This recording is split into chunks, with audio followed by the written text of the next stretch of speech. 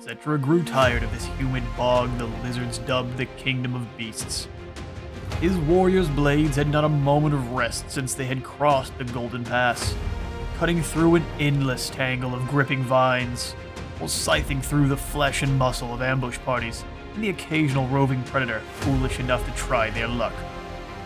It was clear that while Khrothgar would not face him directly, their journey would be relentlessly dogged by deadly flora, fauna, and the near constant threat of ambush by the local militia. The Great King would make sure this realm would be quickly quelled and brought into the Empire, so that he may set the Hyrotitans to burning this accursed jungle and its beasts to ash. The Lizard War would soon be at an end, for his legions had already crushed the defenders of the cursed jungle, and none but the dead remained to rebuild in Khemri's vision. His generals had sent reports of their commanders, and of the goings-on in the kingdom while Settra was away. In the north, new legendary regiments had been unearthed and raised into service, with the Storm Riders of Quatar joining King Nekaph's growing army of skilled horsemen. And Sahinismet making room in his mighty stone legion for Quaff's Death Spitter Guard, to better reap souls from afar. In the south, the Vulture Lord had made a bold move, and surrounded the statues of the gods' settlement, with the intent to squash the defending force before the reinforcements arrived from further south in Nahuantl. And even though progress had been made unearthing the secrets of the Second Dynasty, Khemri was beset by constant annoyances. The first Daemon Prince Be'lakor from distant Albion has taken it upon himself to declare his intent to destroy us. While in the height of Be'lakor's power, even the Imperishable might have seen this development as reason to be concerned. Settra would now happily see war as an opportunity to harvest even greater power on breaking the diminished Demon Lord's armies. The Wood Elves had not learned from their folly of antagonizing the Great King, and so continued to openly disrespect and mock Khemri by ignoring our demands that their armies trespassing in Khazad-dûr's lands leave or face destruction. Instead of heeding this warning, the war party continued onwards into the springs of eternal life. This shall not stand. Sahinismet has brought the full might of his stone legion down upon the foolish Azrai. Khemri has already given them a single warning. They now belong to the SANDS.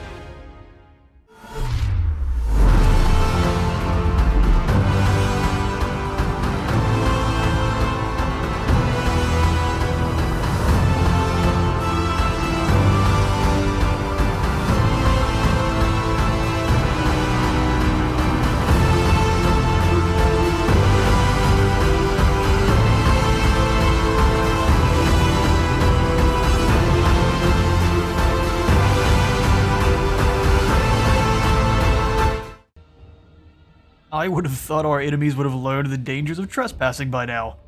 In march the Azrai to their doom. We have two armies riding to defeat them, our second one just being the settlement garrison. We have the setup for this battle being our sepulchral stalkers off on the flank to try to move on in. They will be invisible for the time being, while all of our gigantic stone boys just smash on in. Most of the enemy army is composed of archers for this battle, so it is pretty much just going to be, as long as we can close the gap, we should be able to kill. We're going to take a bit of damage on the approach there, but we have some excellent units. The Quaff's Death Spitter Guard, the Serpent Guard, looking absolutely incredible. They've almost got like an alien vibe to them. When you get a little closer, you can see the Cobras, but I see this as being like almost like a alien-esque faceplate. An amazing looking unit though. They've got Hawk Precision. We can go ahead and take a look at their stats while we slither on in. Yeah, they've got Guardian, which I'm going to have to figure out how to use. I'm guessing this is going to be very good for, say, keeping them as a guard with a mage or some such that wants to stay kind of back from combat. Some Agbane tips flying on in. Those are going to hurt. I guess these are just the typical Deepwood Scouts. Either way, Deepwood Scouts hurt more than normal.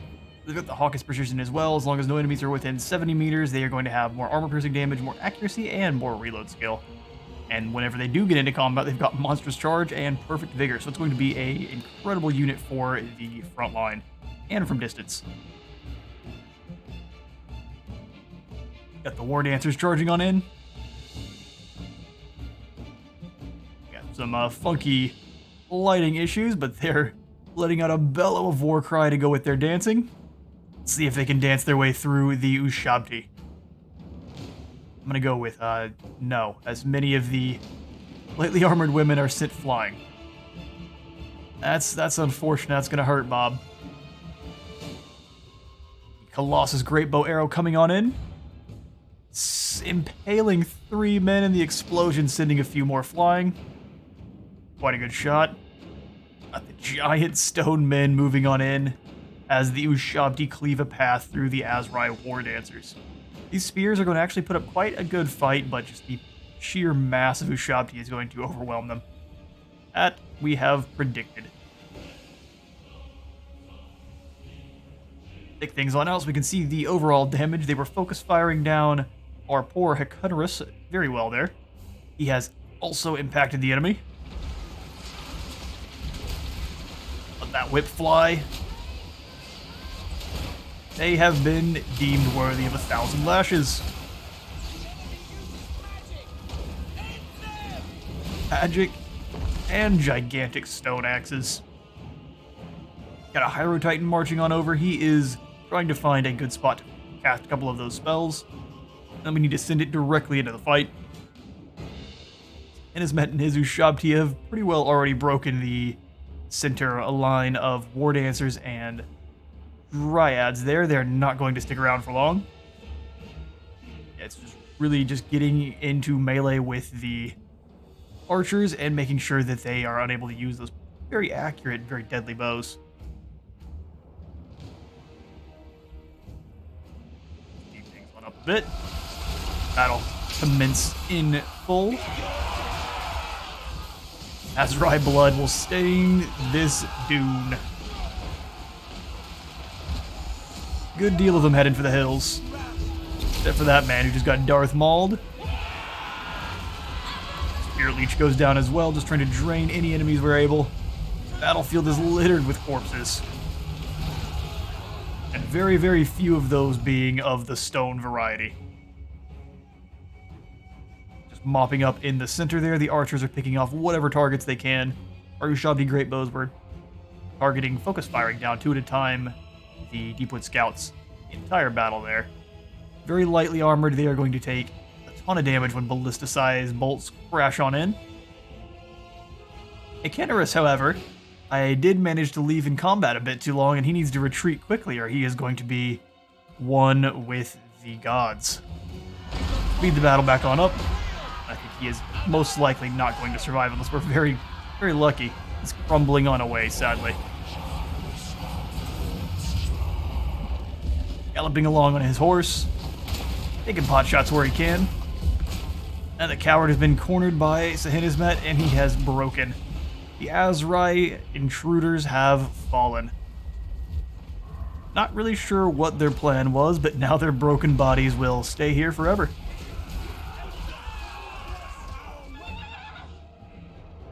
Well, we did try to give them a second chance, but the Bowmen of Orion continued to be a thorn in our side. They kept on trespassing even after we warned them and waited a few turns. Our only loss there was our Necrotect. I definitely overestimated his combat potential, especially against these Azrai War Dancers. So, he has been wounded. We are going to go ahead and grab the Endless March, so that way we can get moving south to quickly move and quash the Bowman's camp. So the Hecunerus has been... Was he killed or wounded? No, he was full-blown killed, so we'll have to recruit in another Necrotect for us. Got Koros the Aggressive, the Wrathful, and then the Scorpion Carver, giving us access to more Doom Scorpions. Oh, well, we've already got... I mean, they start out with a bonus versus infantry. We could increasify that. I think we will. Takara, welcome. More slaves! I need more! Yep, we're just going to ignore that and pass out your passive skills, and then grab the increased mobility. You'll join Sahinizmet shortly. Find my harem. Perfect. Let's pull you into March and gain some ground. We want to quickly move to quash the Bowmen there. So with the death of that one lord, they'll be able to start recruiting up pretty quickly. For you, good sir, we could go ahead and finish off the Usirian's messengers. We just can't recruit up a Kimric Titan yet, so even grabbing this, not that useful. Lich Dreadnoughts. Yep, so we'll go for, I think, the Incantation of Desiccation. Although the Skullstorm really wouldn't affect any of our Ushabti at all once it goes down, so I don't know. That's a tough call. I think we'll go for the Skullstorm. We can actually wrap some dudes around the Ushabti and then tear through them with our Vortex. Perfect. They are continuing to move. We have Amenemhetem laying siege to the statues of the gods with Khorne Approaches down below. This is where Lord Croak managed to fight off Ualatp II. His army is looking... that's looking pretty deadly. He's got 2 Quattles, which we've learned are quite devastating. Although they do get overwhelmed by the boats and carrion. Solar engines, as well as anti-large hunter pack. Love the salamanders, and they're going to be a problem. So we are going to quickly claim the statues of the gods so that we have some walls to get behind. Aqua sends a very meager force of lizards to face us, so we were going to give this one to the auto-resolve. Lost 197. And then we will just occupy. Won't waste any time. Billion Ravager. Plus 5 leadership when fighting against lizardmen.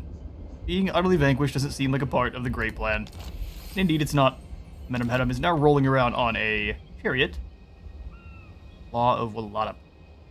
Ancient, desiccated, and sacred icon is said to have appeared to King Amenemhetem after he dedicated a triumphant war campaign against Kara to the god of the Vultures.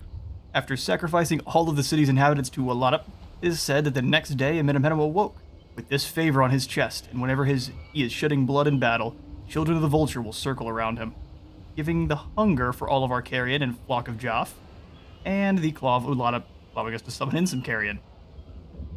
Man, they're going to heal in melee. That's pretty awesome. So we will gladly accept, make sure he equips it as well. Perfect. And we're moving right on towards the Kermson Ualatp, the Fallen of the Vulture. He's going to really hurt our relations with the Vampire Coast. Servants. For our good lad here, we could quickly grab him a Vangeist's Revenge. Pretty potent spell there. It costs a lot. But it also does a lot of damage. Let's give him a good old broadside nuke launcher. Happy to have it. Hopefully the lizards move in to fight next turn, and it's not going to be one of those where they try Rome's tactics against Hannibal, that is. There's walls down here at Teotihuacan.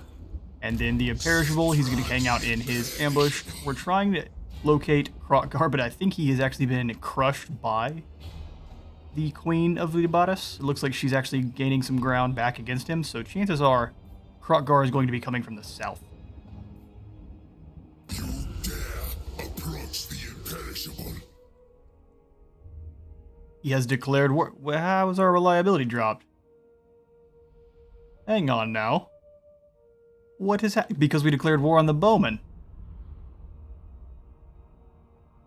They were trespassing for 2 turns and the game told me I was allowed to. Okay, fair enough. Bring it on, Teclis. The gods of chaos ever thirst for the death of the world. But for the time being, Khorne shall savor the annihilation of the Ironbrown expedition by his exiled champion Skarbrand. Great rivers of blood have been spilt, and the skulls of an entire people have been piled. And yet this does not slow the creeping destruction wrought by chaos. We must be ever vigilant, lest our empire disappear beneath the heel of the Blood God.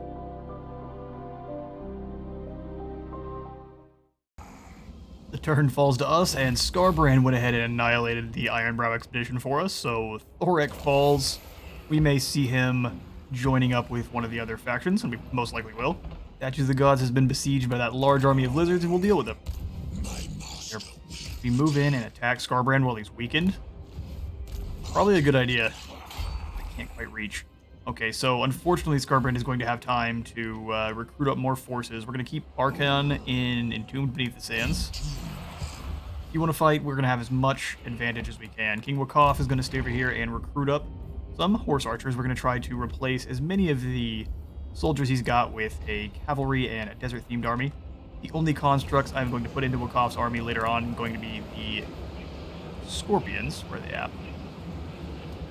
They're going to be very hard to find in our global recruitment pool just because of how large it is, but we're going to put the Scorpions in there. We have access to, I believe, 3 or so of them, so he is going to have a very fast and very poisoned army.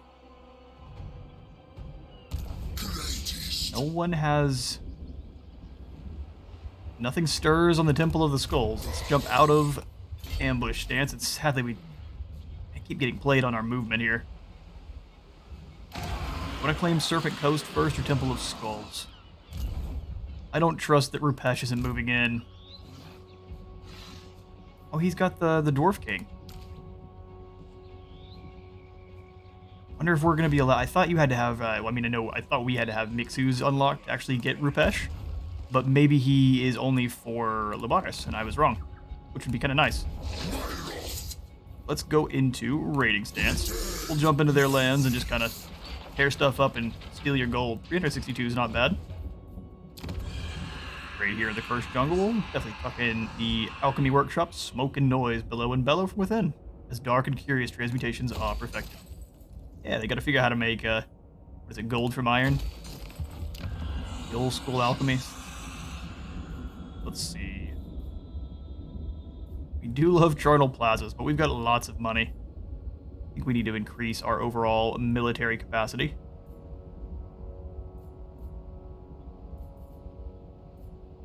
But at the same time, more money is more better. Throw in the Charnel Plaza, and I'll upgrade the walls here at Karakzorn as well, just to keep them safe. Asabar, I deleted the growth building, and I was going to wait until we had access to probably one of the Kimric Titan statues, so we'll wait on our growth, and then we'll chuck in one of these gigantic scarab monsters. Why not? You move in south. Yes. You're just going to raid an Ontak. How could I? That's a good question. Raiding doesn't seem to be your way. We're going to teach you the true meaning of war for it. They challenge me. This time, the camp will burn. The defenders of this forest have already been tested and found wanting. Let's see how well they handle an army made fully of stone and magic. So, for our setup, I've got all of the colossal units rolling with our Tomb Prince Onuris. Already taken a shot. Maybe he's going to put that arrow up. I thought he was getting ready to launch that one right into the enemy as an artillery shot. The second army is coming on in with all of our Ushabti and the Death Spitter Guard with Sahinazmet straight down the middle to cause some problems. They're going to be the speediest and, I would say, the deadliest. Then we have our Death Spitter Guard, or these are just our Sepulchral Stalkers moving in from the... I was going to try to keep them a little more hidden, but they got instantly spotted by this Glade Guard with Starfire Shafts, and they're going to be moving right in to intercept and slaughter them as quickly as we can. The Azrai have deployed very wide. There's not that many of them, so let's get this smashing started. Great bow shots clattering into the backs of them. Oof. Shields or not, there is no surviving a shot the size of a ballista hitting you. And even if you do survive, you're going to be sitting that battle out for a while. The Eternal Guard still are looking quite fantastic. Shields are awesome. I want one for my wall. But after that first volley, the Great Bows are going to be sent forward to try to get a better position as the entire army is sent up. We are going to keep the pressure on. We've got all of the constructs en masse. Our only threat is getting bogged down and shot up with arrows. I'll go ahead and knock off the UI for a moment as we see the stone soldiers charge on in.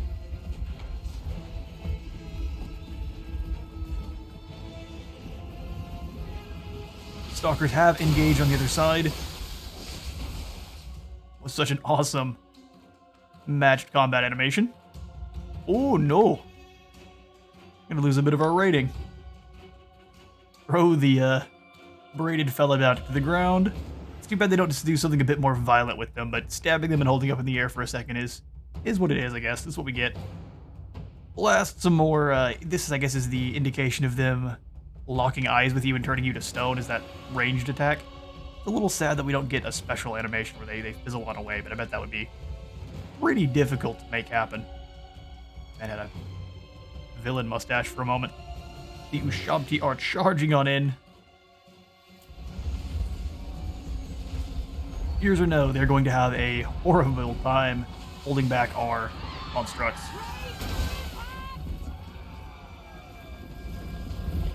Sped up for a moment there.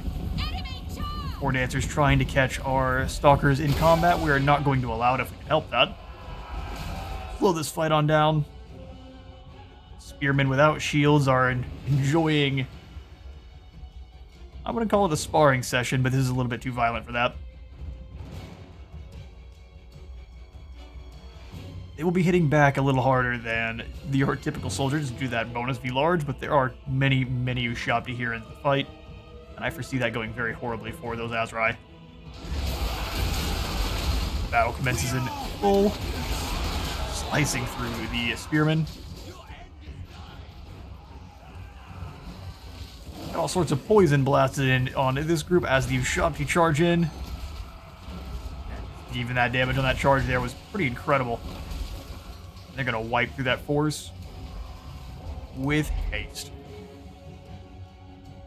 Onuris and the Colossal units are also having a good time.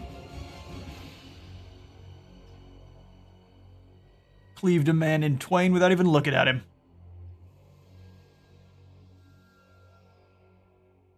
Start swinging that gigantic scale around. That thing is going to do some damage. If they just attacked a little bit more often, they would do so much more damage, but I mean, that would probably fully break the game. You're having to pretty much stay in slow-mo the entire battle here because it was such a quick... We charged in and the Azrai broke. And that is the spoiler alert for this battle. Another one picked in the air and launched to the ground. There is no escape. The desert never forgets. It never forgives. No matter how well you dance. Skullstorm smashing on through the enemy.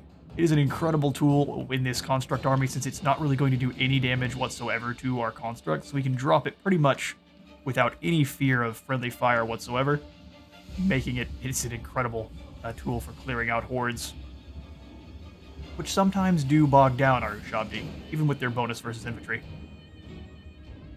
Marshals are still getting to fire away with pretty much impunity into our screaming host, but I'm pulling them on back so they're not fighting with spears and getting shot at the same time. Tends to be a bad idea. For the general survival of your soldiers. Well, the Serpent Guard making a monstrous impact. That is a nightmare. Getting blasted point blank with both the poison and the airburst grenades. They are leaving as fast as they can. Enemy mages indeed. This poor group of Eternal Guard has been broken, and the constructs shamble forward. They're having a bit of issues there getting stuck in the jungle. Only one makes it through, and that still does plenty of damage. Oof. Imagine one of those, it's almost like a nail bomb going off and just scattering shrapnel down. There's no positives to that whatsoever. They're evading. Nah, dude, they're coming straight at you. Here comes the entire construct army. They've been broken on the other side there. There was only, I believe, a single unit that was hiding back in the woods, and they are being chased down quickly. Yeah, she's gonna keep talking smack as she runs away. You need to save your breath for the running. Maybe push over a friend or two.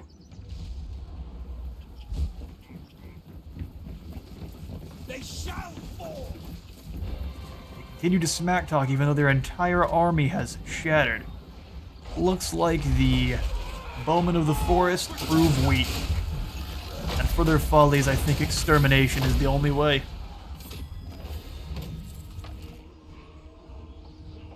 And after a short and decisive battle there, we're going to show the Bowmen what happens when you rebel continuously. Even though the rest of the world thinks that what we've done here is an atrocity. It is not. We've gained an acolyte of Sox, treachery, and indeed scorpion husbandry. And y'all be breeding scorpions? That seems highly suspect. 10% extra income from all buildings for stealing, which fair enough. Oh, we've destroyed Orion's camp. Can you actually make it into the army now? Oh, perfect. That worked out. Let's grab Prince Onuris, who has earned himself a bit of skills, although he was a little bit slow there. Now that we are rolling with a fully concrete army, we may need to give him a steed or a chariot so he can actually get around. He's going to be so much slower than everyone else now that 33 compared to the base here, which is pretty much, well, I guess the slowest or the individual colossi. They're about 32 apiece. But him being one slower than the, or one faster than colossi is not really saying much for him. For his, and he's even got over by a dead body. Yeah, he's got as much speed as he can pack. We'll go ahead and give him... Do we have any more melee defense skills? The answer is no. No, we do not. Okay, then more leadership sounds good. We'll swing over here and give our dear Onuris, which gives him, what hurts his stats less. He's a captain of the Hawk Legion. And did I give him his Royal Lieutenant? Okay, so we'll put him on a steed, I believe. Giving him a lot more speed. Chariot gives him a lot of charge bonus and turns his weapon strength into, I think, purely anti-infantry. So we're going to keep him on the steed for now. That's actually quite a bit faster. Good stuff. And actually, we'll give him a charmed shield as well. Onuris hasn't had any armor as of yet, so we will slot that on in, give him some extra missile resistance. No one's really shooting at Onuris. Maybe instead we give you this potion of speed so you can zoom around. Or, we better yet, combine them together and get something much worse. Armor of Fortune's not bad. Charmed Shield gives us an active ability. Let's go ahead and give him the Armor of Fortune instead. That'll work out. And with the Bowmen punished, it's time to now deal with the invading force from Tlaqua. We've got a red-crested skink chief on a horned one, as well as Lord Croak. That is going to be by far their scariest unit. His magic is quite legendary, so we're going to definitely want our bronze host to be blasting him down with their spears. I think we've got a lot of high-value targets here to work through, and our settlement garrison is looking nigh unusable. So what we are going to do is again just try to pin down these kind of squishier high-damage units, eliminate them first, and keep these tankier ones bogged down in some of our units that may matter a little less, like the Carrion. Especially since these Carrion now are going to be healing in combat with their Unbreakable, so they're going to stick in and fight for a very long time, or at least we can hope. Let's get to the battle. And another test worthy of the Vulture Lord. Last, it was Tic-Tac-Toe and his mighty war host, and now it is this red-crested skink chief that no one cares about, and Lord Croak, who is hiding in this jungle. We were not sure where he was for the good bit of the army, but he was making his presence felt. You'd better believe it. So we will go ahead and kick into slow motion. We'll quickly show off what the plan was. I have the entire garrison force making up a single flank with all of Ualatp's followers above.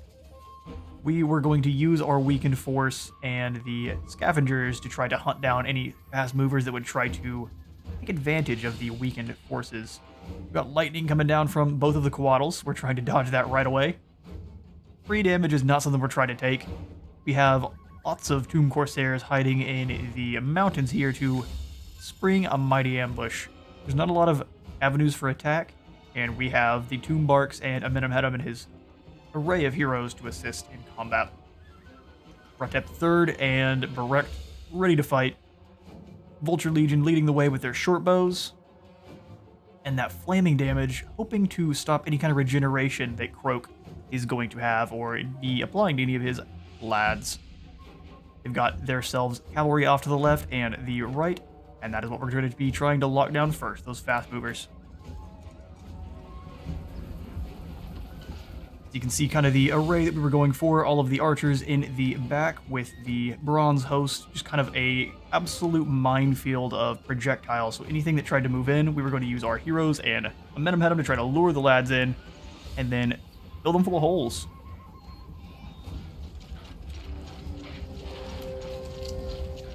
March sailing majestically.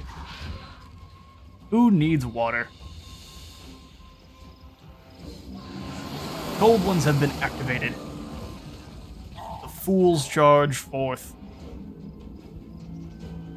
How many do you think are going to survive the first charge? Let's find out. Toombarks are already firing, but this group in the back is actually doing an incredible job of dodging.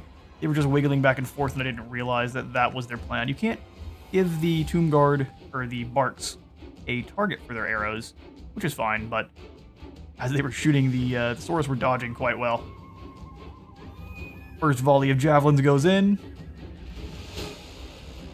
and the Saurus actually swerve, allowing those javelins to get around shields. Many fall on the first volley. Good chunk of health. They're going straight after our Lich Priest. They smell weakness.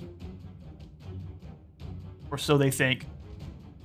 The second volley of javelins goes in. And one from the side as well. And we're going to see that health bar plummet. All of our heroes jump on into the dog pile. And every archery is given an order.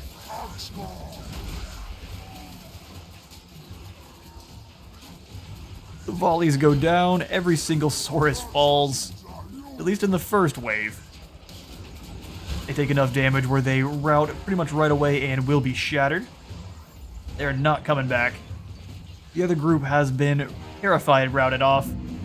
Unless we get a little bit more damage on them, we will see them again, but they will be so weakened that the damage they're doing is nowhere near what it was capable of before. Jump into slow-mo. We missed those lightning strikes coming on down. Continue to try to send the weakened force up. Just to lure that other group of cavalry that we hadn't quite located out of the woods. Or wherever that was hiding.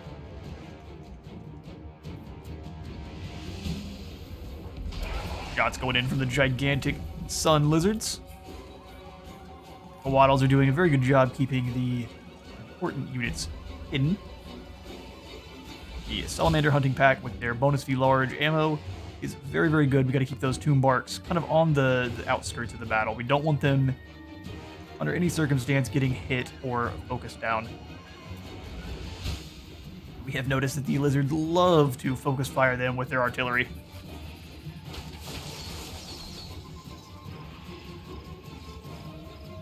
Pterodons attempting to make their way in.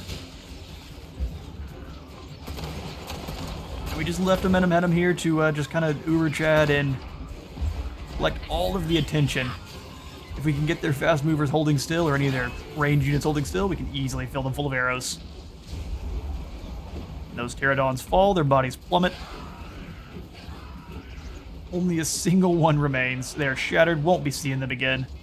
Waddles drop down their Chain Lightning, which did a number on our poor Scavenger's Blades. Did manage to pull in their cavalry, and they have been decided upon by now the regenerative Carrion, which is going to be quite horrifying for our enemies here. Speed that on up. Actual combat.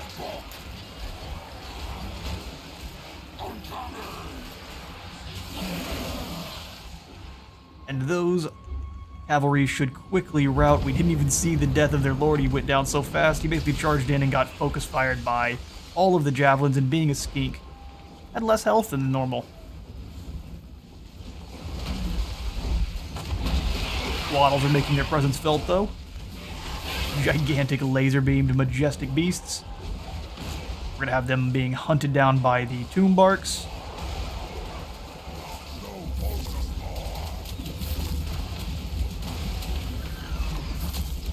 Just a killing field for the poor Saurus there. Big bubble of note being launched by Croak. Fortunately, it didn't really do much since we weren't targeting the troops in the back at all. Then that's another Chain Lightning dropping down. Either that or another Deliverance of Itza. That's gonna hurt. Blasting apart our Vulture Legion. Got some Prometheans showing up as well. We just gotta bog down those Coatls and keep them from causing any problems. They did interestingly decide to send their salamanders into melee, which is not really where they excel. Their best properties are those gigantic explosive anti-large rounds. Since we were able to rout off the other cavalry, the Roke has been fully surrounded by Carrion and the Disciples of Ualatp. Blades flashing, they'll bring down this false mummy. Minim Hunden wants his hide for the wall. The Saurus rolling over to help. We want to get the Carrion out of the fight. Carrion have no business doing battle against Saurus.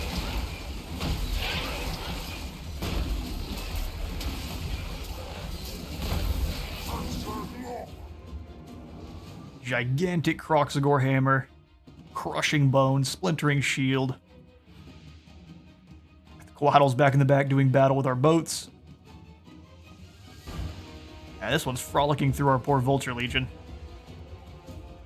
You will be remembered, lads. The dual tomb bark getting the point-blank arrow shots in on the Quaddle's scaly hide. It doesn't stand much a chance against both of the boats in combat. They don't have a bad combat stat. Realm of Souls opening itself and slurping some of those Saurus right inside. Friendly fire here from our Lich Priest. I don't know what he's planning. That skeleton warrior clearly wronged him in a way that he will never forget.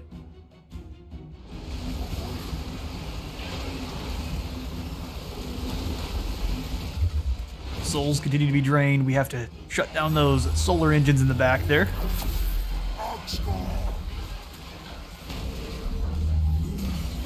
Carrion are really going to want to pull out of this fight. They take a lot of damage from those Saurus spears, even though that does look like the hunger is keeping them topped off on health.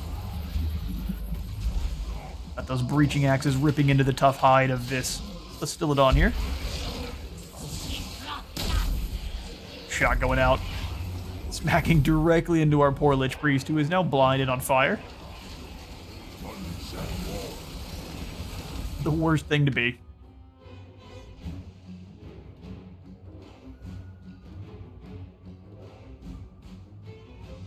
Bronze Legion and Saurus clashing. Bronze Legion would not like to be fighting Saurus. Anything else. The Kroxagore, perfect. They'd love to tear down some giant monsters. A hardened elite infantry, not so much. Things back onto a normal speed. The one Quaddle has been chased off. The other is not far from being. Boats are giving him the ram. Saurus in the middle have been terrified off, so we just have to surround and rout the group of mace warriors, which the lads quickly do. Kroxagore are running for their lives. We're just ignoring the Bastillodons for now. Their shots are not really able to get a lot of good hits in without implementing some major friendly fire in return. Our Tomb Prince, Krotep, is injured now. And actually, it looks like he's not going to survive. I will not lie. If he doesn't survive, it's nonsense, because he did. Spoiler alert. Sometimes I have noticed in the past where the replays, when they're very close to being taken out, they will not quite get things proper.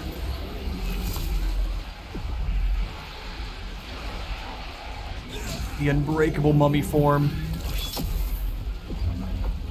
He shall be fighting till the bitter end.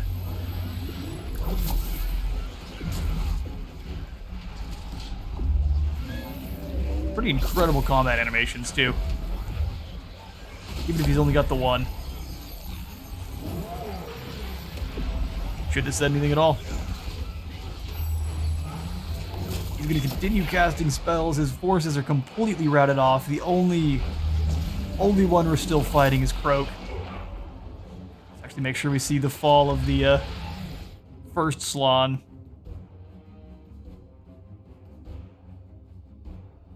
He was an angry-looking lad in the old days. Blasting apart. Our Tomb Guard there.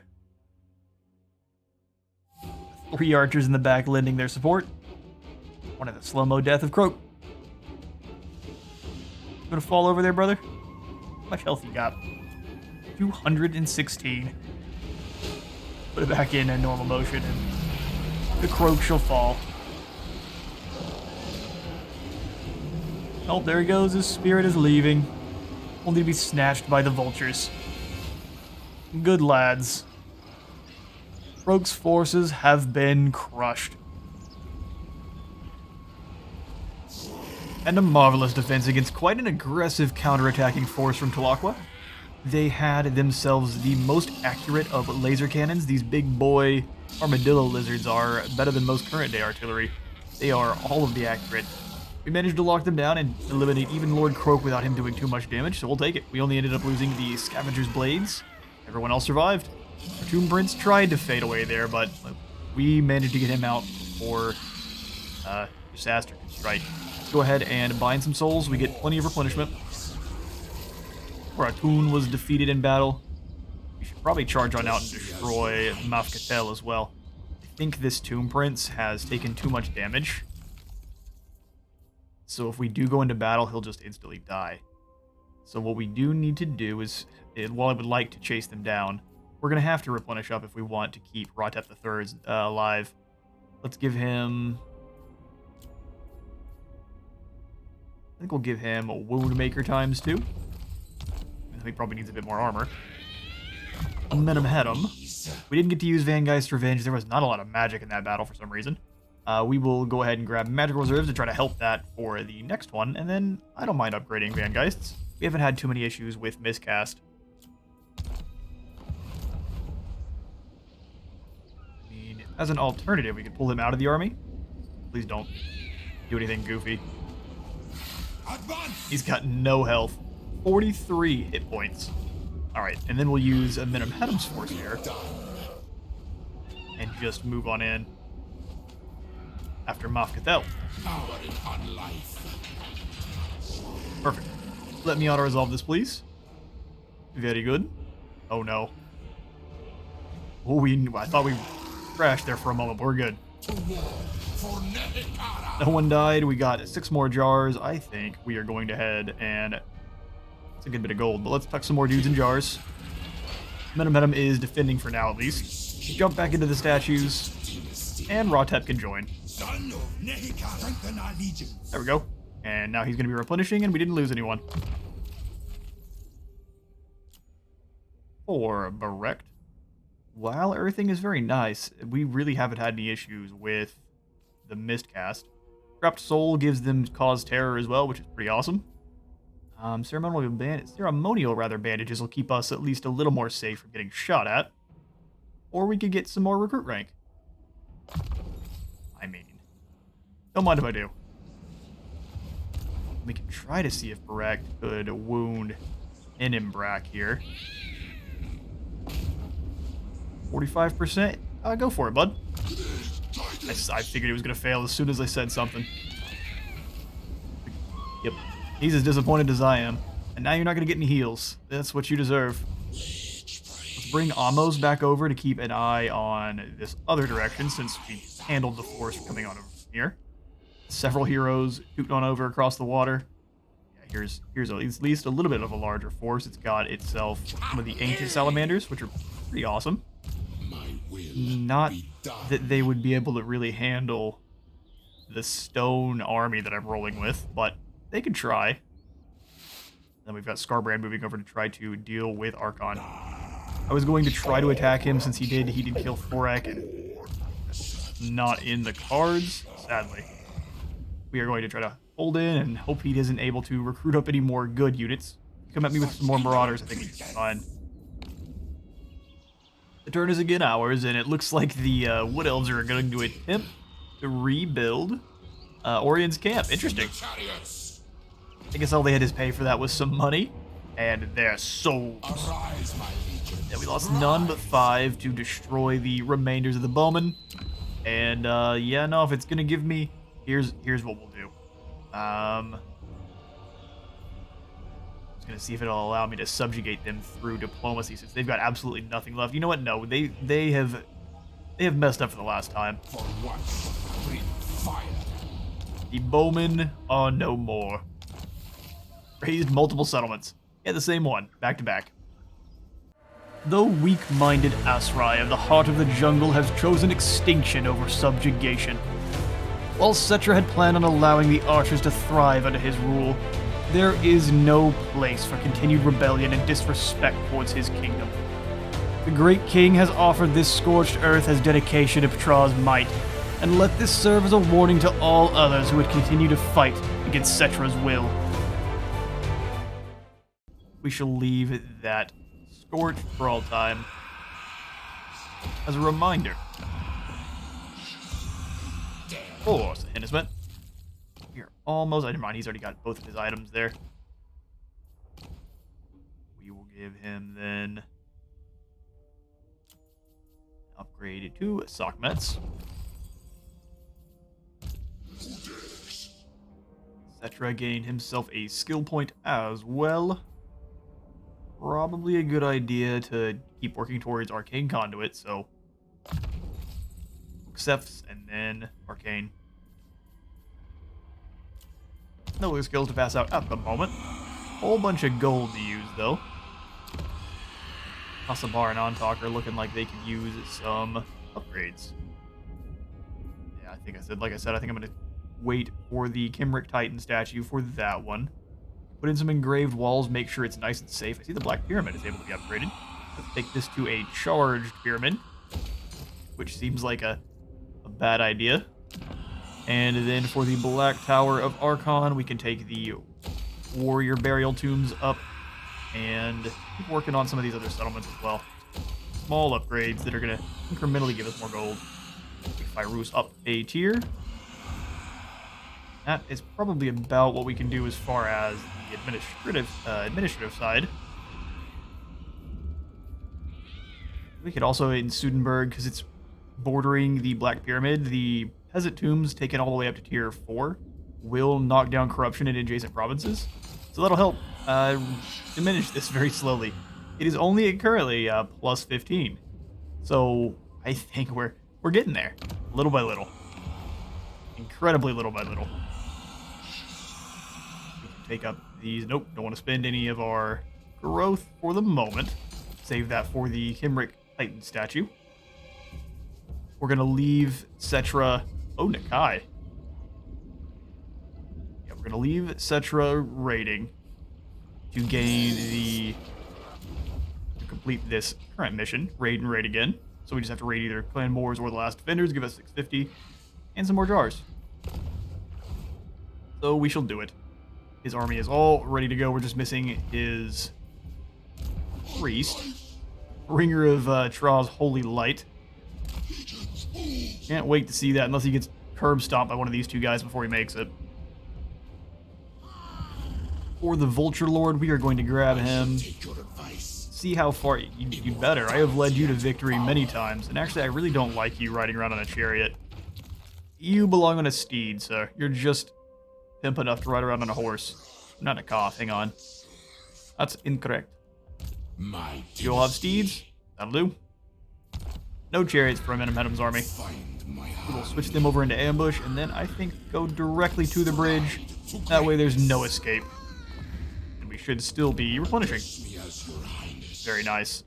That will allow us to push the lizardmen here down into the southern jungles. The central jungles are going to belong to us. Part of the jungle obviously has been destroyed. But the lizards don't deserve much land. They can have these southern trees, and that's it. We're going to also claim the Kingdom of the Beast. Oh, he's actually claimed some land back, so I bet Khorne is up here in the north. So we're going to claim the Kingdom of the Beasts, and Khorne can have everything south as long as he bends the knee. If he attacks us again, though, we're just going to make this part into Hekara, jungle or no. For Ark in the Black, we are going to... Same kind of thing. We'll switch over to ambush stance, exactly the same where we're at, so that way we're... Oh. I am willing to take a smidge of attrition there while we try to get an ambush on Scarbrand. If he is able to get over, he'll be in March stance, won't he? And no matter what here, we're having a bad time. Unfortunate this doesn't make you invisible, even though it says entombed beneath the sands, and it gives you all the extra sneaky stuff. Seems like it should also be similar to a ambush without actually triggering one. Seems like a defensive ambush, you know? Let's see if we can... Don't have the gold, never mind. We'll just keep the eye out in the area. Scouting at maximum. King Nekaph has 2 more turns before he has the Kepra riders. I figure these are archers. They just ride around on beetles. They count. Ish. They count ish. For his 4 turns to get the good scorpions in. I don't like him being down for that long, but we do want to make his army very cavalry focused. So I think these 2 chariots are going to go. Oh, it makes me sad because the Pride of the Tomb Kings is so strong. Alright, so we're going to take them out and then put in these Nehekara horsemen. Welcome, lads. It's going to take a couple turns, but that should all be same time there. What is your plan there, Hierophant? Hopefully it's not to attack the Karag. That would get you smacked. Do not invoke the gods around Settra. They bow to me. Okay, Belagar ending his non-aggression pact. I think our reliability being low is going to cause us some issues going forward, but we'll deal with it. We'll get this on back up. I made another mistake where I thought that after trespassing for 2 turns, I'm allowed to declare war, but turns out no. And with that mission successful, it is now time to take Settra out of raiding stance. You able to make it over here, Jonza? We'll bring you to the walls. We will continue the siege. And who do we want to remove? One of these random Tomb Guard or one of our Skelly Archers? I think, honestly, the most removable soldiers are definitely going to be the Skelly Archers, as sad as that is to say. So these guys are both rank 9. We'll remove one of the rank 8 ones. Arrows of Tra, you will be back in the form of stronger archers somewhere else. Goodbye. Then Jonza will bring him on in and jump into Settra's army. Punish them troops. Limp on in, buddy. We need your assistance. And let's take the fight to Nakai. Right then, let's get to breaking their defenses. For our army's setup, we have a couple of the Tomb Guard as well as all of our archers off to one side, with our Casket of Souls holding down the middle to fire at either angle it was able. There's not a lot of clean firing arcs for it unless we had to scoot it out and put it into range of these pretty powerful fort towers. So for the most part, we were going to try to keep our lads back until we took the walls, lest we get blasted apart by those towers. I've got chariots on both sides to harass the soldiers hiding on those walls, since the lizardmen are not renowned for their archery. We should be able to harass them from afar without taking too much damage in return. First volley comes in, they're going to throw some javelins back. Get some fair damage. We do fine up powering on through, though, and getting into the gatehouse there. Intent to destroy. As you can see what's happening if we get any hit by a single one of those tower blasts. Just do a ton of damage. Hurts. Doesn't feel good. And it does actually add the blinded effect, too, which is horrible for any of your archers. Tomb Guard to hit the walls. Ladders are up. And we need to quickly get up on these walls. Shut down that nonsensical tower fire.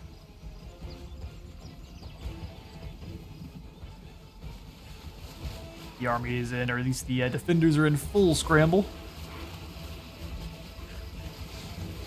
Javelin Skinks and Saurus swarming away from the walls as fast as they can. Net of Ammontok goes down for these spearmen. Couldn't necessarily tell you why we did it, except for to get a flank in from the javelin halberds while the Kepra Guard were able to get up and lend those blades to the front. Making some hits from those wall cannons there. The other side, Settra's forces are through. He rode in and slaughtered some skinks and rotated on out.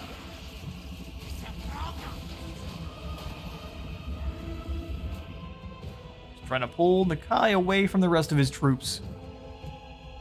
He's a big, scary crocodilian. And if the enemy are able to throw javelins over his back, we would not like the damage we're receiving in return. So we've got the Necrosphinx charging up to scare off this group of skinks, while all of our heroes kind of rotate together. Archers are going to try to take to the walls to fire down on Nakai and all of his skink warriors. While the Kefra takes to the walls and starts slicing through Saurus flesh.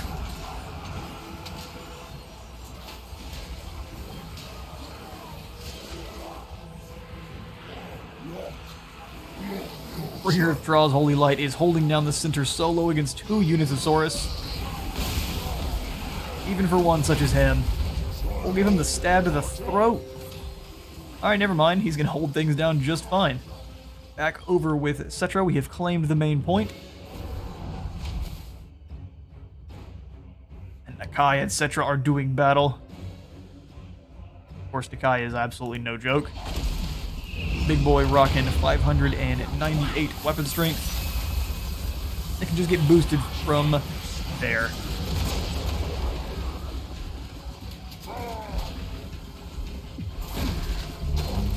Hit that skink for no reason there. Swinging that gigantic mace around. We are absolutely going to dogpile in on Nakai, though. No reason for Settra to fight him alone.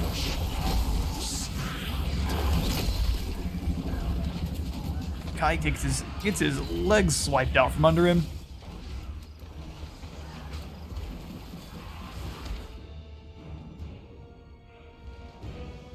Should not have taken the time to throw javelins at the Herald of Settra. He will turn around and deal with you.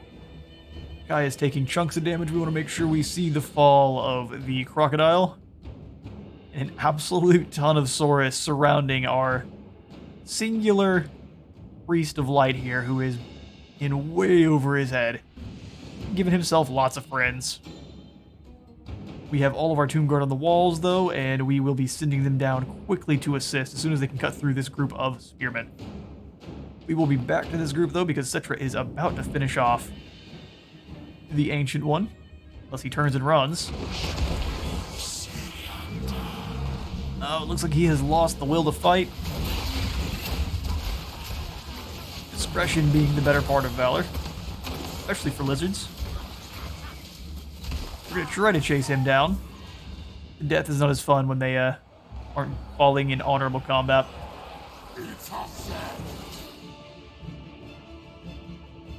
You get to see our Tomb Guard engaging with the Saurus. Those two-handed blades will be making very good handy. Both armor-piercing and anti-infantry. They aren't playing.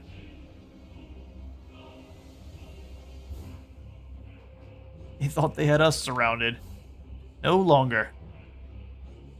Kefra Guard are engaging as well, coming down from somewhere. It shows that there are stairs back there in the back, but I don't believe it.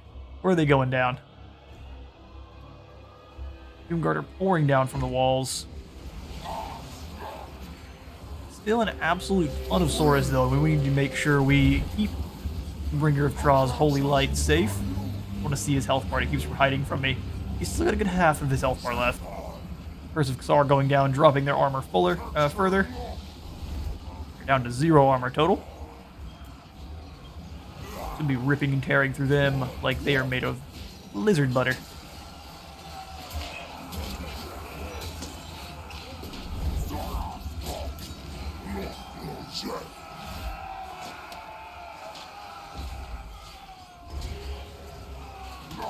Fighting as hard as they are able.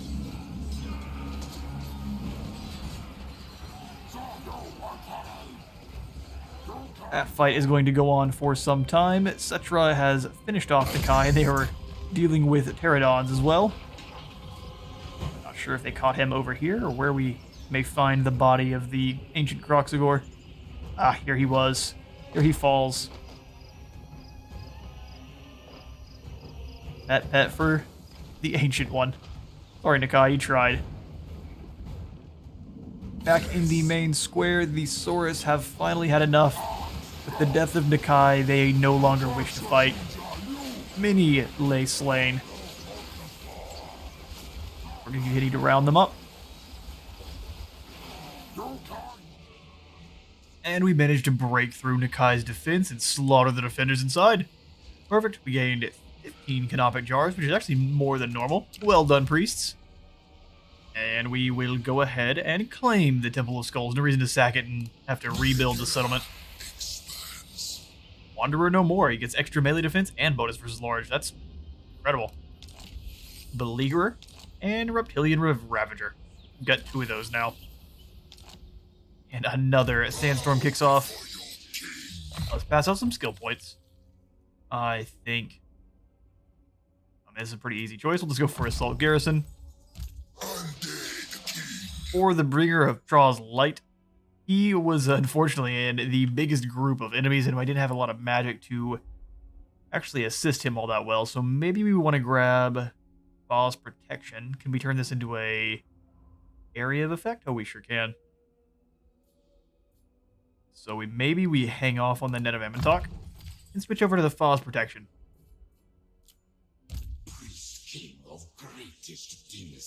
What are you, good sir? We'll go ahead and grab Mobility again. Get his met moving as fast as we can. See how the Temple of Skulls is working. It starts off with that Parched Oasis. Fair enough. Grab some walls. And then...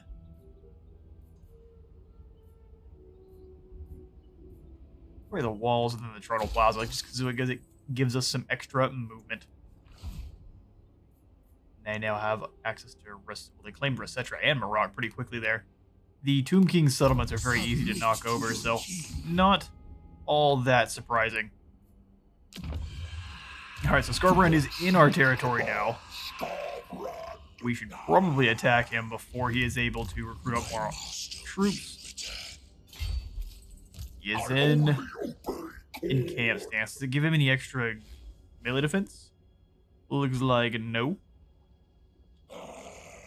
Not in the bloodletting version that gives him any extra. He's got an absolute ton of Chosen with him. Only good news is these guys are way slower than the rest of his army here, so if we can drag these guys out front, try to bring down Skarbrand before the Chosen get there, we should have... It's not going to be easy. But we need to fight him before he gets too close.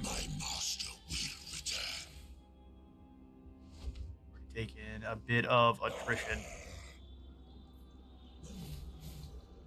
Let's get in there. Attack these fools. Not a decision we're going to take lightly, though. We don't have a very sturdy front line. This is going to entirely depend on blasting people apart with the Casket of Souls. How many uses of Summon from Beyond does he have? 3? Ooh, okay, so we are going to need to be very, very careful with any of our squishy units because they can just pretty much instantly be deleted by a summon of hot dog soldiers. Alright then, lads. Harkin, I don't know. This was going to be a tough one. The battle. Harkin's true test of courage begins now. We will see how he fares against the Exiled of Khorne. We have our forces arrayed as such. I love the Usirian's Underworld Reapers. They look awesome. So we have our basically just the heavy hitters on one side, our Hekara Warriors, and the Sword and Shield rolling with Archon, since that's generally where Skarbrand likes to focus all of his fury is on your Lord. Since he has such high attack, his best course of action is to just charge in there and do as much damage as possible.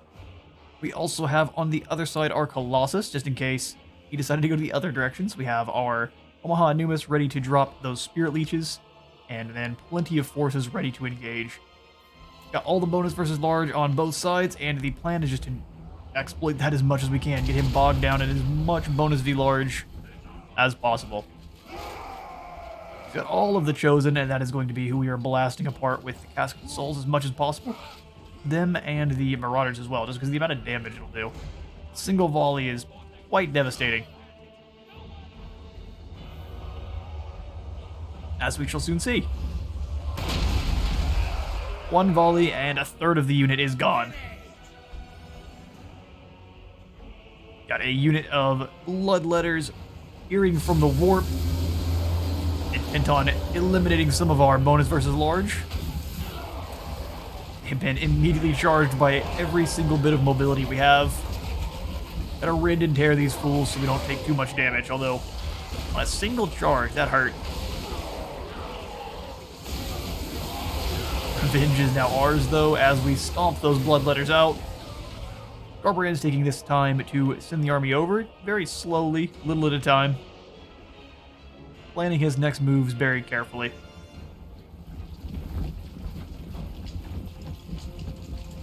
Our own Vulture Legion, the plan was to hit Skarbrand with some fire ammo and keep his regeneration from Gore Feast at least halved.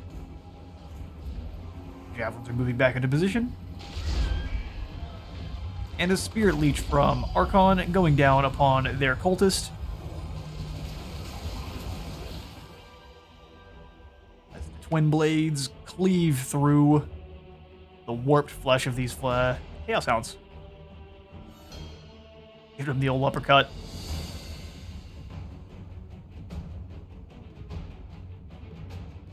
Warhounds are always a glass cannon unit. And since I do believe this group of Warhounds has magical attacks. Okay, luckily they do not. They have a bonus versus large. But not any kind of thing that will help them against an ethereal unit. Archon notices Skarbrand moving on over. Gotta retreat. He even doesn't exactly want to fight the cultist in a straight-up fight. And charging headlong into a stream of flaming arrows. Most of Skarbrand's army, I believe, does come with a fire resistance, but these Minotaurs of Khorne do not. They just have Blood Greed and Frenzy. Smashing headlong into our Nekaph warriors there. They're definitely going to need some assistance quickly, or they are going to be crushed underfoot.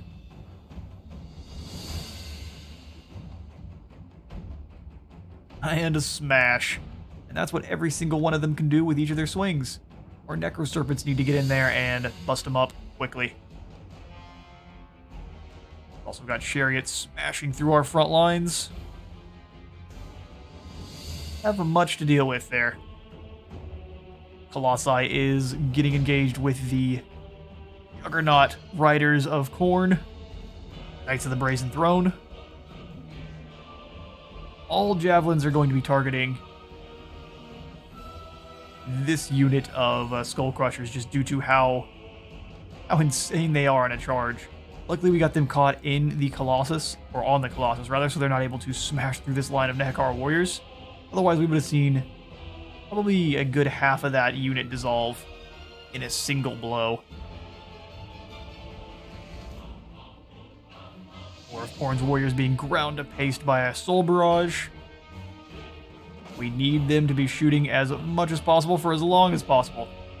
The poor ethereal Knights of Usirian getting engaged by Skarbrand, who is magical and flaming. He will slice right through these ghost units.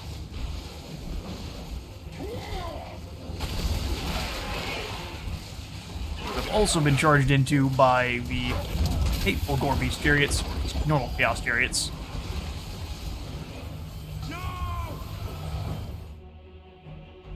Our Skeleton Warriors are going to struggle very, very hard against the overwhelming might of Khorne's warriors. Luckily, Omaha Anubis has extra uses for our Realm of Souls, so if we start to get overwhelmed, we have several extra ticks of regenerative health that may end up fixing things in our manner there, in our favor. Just watching Skarbrand's match animation. This poor Skeleton Warrior stepped on. He fought his hardest. Acropolis Knights cleaving through beef.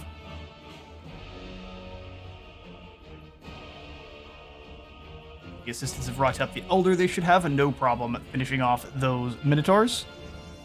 The line across the board, though, is taking some serious damage. Blend of Chosen and Minotaurs there, as well as some nasty screen issues. We got the lag kicking in every now and again here. I think it's just due to the massive amount of particles we got coming out by. We got two sets of flamethrower units in the same army here. Just trying to get the poison on the Chosen. They are not able to get through the armor of them with their missile units, so we've got to just kind of get them poisoned and then charge into the melee.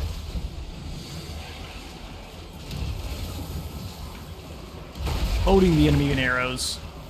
Flame, poison, doesn't matter what it is. Any debilitating effects we can get on them, we shall.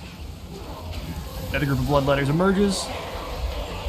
This one's not one we can get charged in on by multiple units. They're going to do fair damage. Knights of the Brazen Throne have been chased off.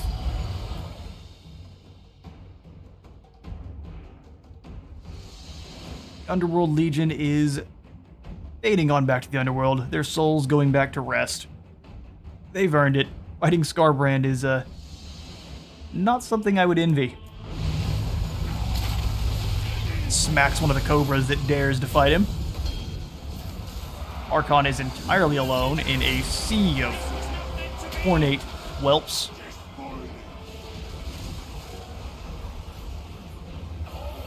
Rebel Souls is healing up as much as it can, but we have many units breaking. Maybe I misconstrued the lack of ammunition for breaking. Try not to do that again. Got Khorne Warriors getting sliced apart. Oh, man lost his legs. Love to see it. Skarbrand is bogged down in a whole heap of anti-large. Every chance we get, we have been dropping one of the Spirit Leeches on him. He's got a lot of magic resistance, but Spirit Leeches hurt. Jetting into these, Chosen with Flame, just to try to weaken that leadership before we charge in. Put it back on slow-mo. Skarbrand's going to fight for a moment. See some up-close action between our skeleton warriors that have been quite outmatched. These awesome-looking Chaos Chosen.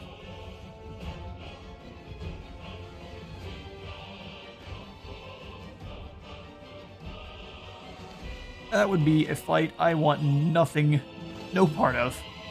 Our Ushabti have been summoned to try to hold back the tide of Minotaurs. We don't need them in on our Casket of Souls just yet. Stop that cold if we're able. Got more skeleton warriors, these being of sword and shield variant, throwing down with the, again, very heavily armored and very elite ornate Chosen. As you can see, that fight is not going very well for them.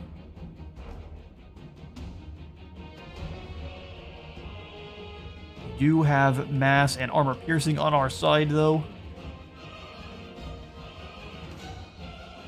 Vulture Guard getting crushed by chariots and the knights that keep coming on back. Each charge, even by one of these guys, is quite devastating, as we've seen with our own Tomb Guard. They get extra mass as well on the charge. Or not as much as our chariots do, but still quite a bit.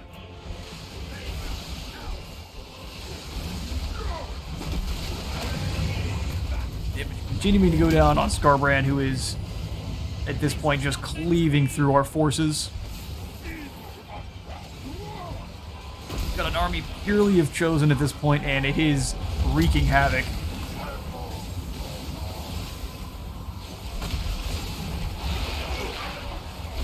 Oh, another Vulture Guard has been snatched, only to be stepped upon.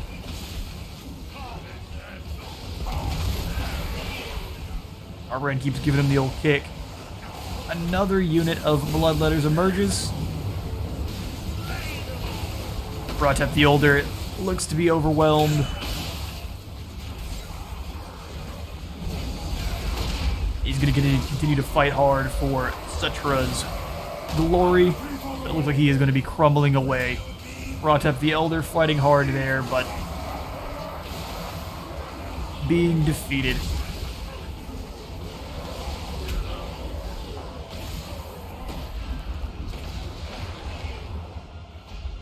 Warriors are rallying across the field. It's a desperate fight in several different fronts. Disciples playing tag with this poor chariot. Having a hard time getting away. Turns out Cobras are very fast. We'll jump on in where the Javelin men are holding as an anvil for our Colossus. Needs to get swinging. He needs to get killing. There he goes. That blade working. Your warriors need the help. Or just walk through, that works too.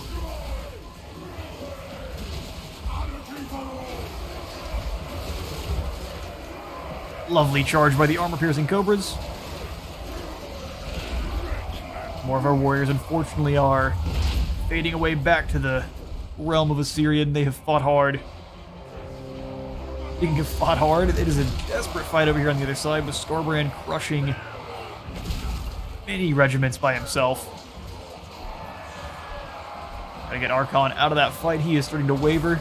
If we lose Archon the Black, we lose this battle.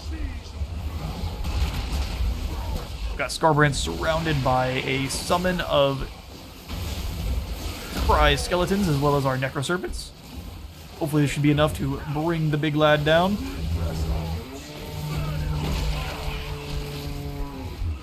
No matter what we do here today, though, the Blood God is incredibly pleased.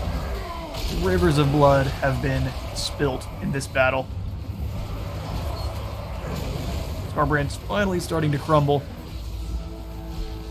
His wounds taking their toll. Poison from the Necroserpents. And he painfully fizzles on away. The rest of his forces, realizing that fight is no more, they shall break. But there will be no mercy for the followers of Khorne. Skarbrand has once again been turned away, but at great cost. The eldest of the Ualatp family has been wounded. Hopefully we are able to bring him on back, and we lost majority of my front line, pretty much how I expected.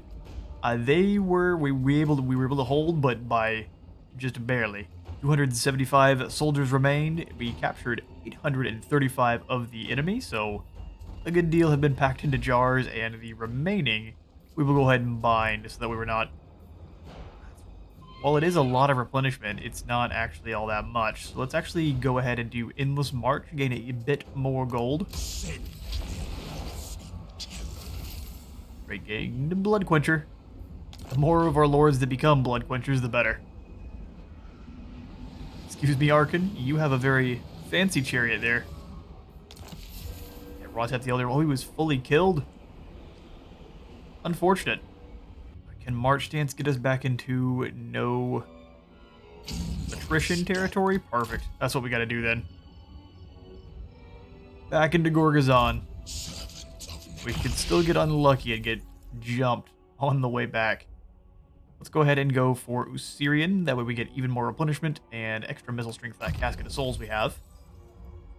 And we could go for... Man, Legions of Death would be good for the leadership, but it just doesn't... I don't like getting only partial use out of that upgrade. So we'll go for Curse of the Undeath instead.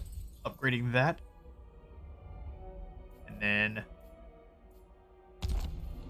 for Omaha Anubis, who did survive, we will give him the Keeper of Lore as well as Mortuary Cultist, because those are the two passes that we really like. Extra research rate and less Mortuary Cult crafting cost.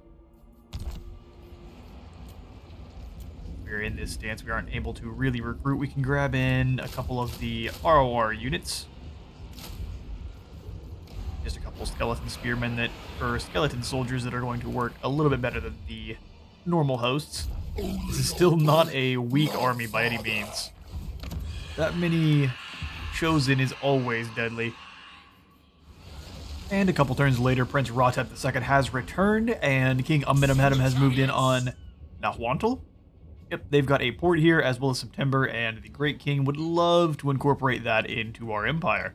Luckily, the defenders here at Nahuatl are incredibly weak. Bunch of Skink Cohort and Javelinos, as well as a couple named Saurus Warriors. We did slot in the Sea Vultures, the Tomb Corsairs. There they have a bonus versus infantry missile strength of 18, as well as some fire ammo. So we are going to get to use them soon. However, this is going to be a very easy victory. So we're going to give this one auto-resolve. And then we're going to claim it. Hopefully they have not just built a bunch of garbage here. We'll find out, though. Yeah, we've got a Bone Wharf and the Regnant Catacombs. We'll delete those catacombs and put in the timber. That way we're harvesting as much as we can from this newly colonized area. Grab the earthing there. just to keep him safe. No, we haven't had any issues with Next sovereign. miscast, but I prefer not to. And as Met moved after Tic-Tac-Toe, who retreated, so chances are we're going to have to fight a whole heap of lizards here in a moment. We have a ton of constructs, though, so I don't see that being that big of an issue. Settra has moved on over. We're doing some channeling before we attack the Serpent Coast and claim the rest of the Kingdom of the Beasts there. And then after that, I think we are going to try to peace out with Khorne, allow them to maintain control of these provinces in the south. And if they try anything else, we will then squash them. But we'll try to bring up our relations after we manage to defeat them in battle. The turn is again ours. Let's grab Settra here and then send him directly after the Serpent Coast.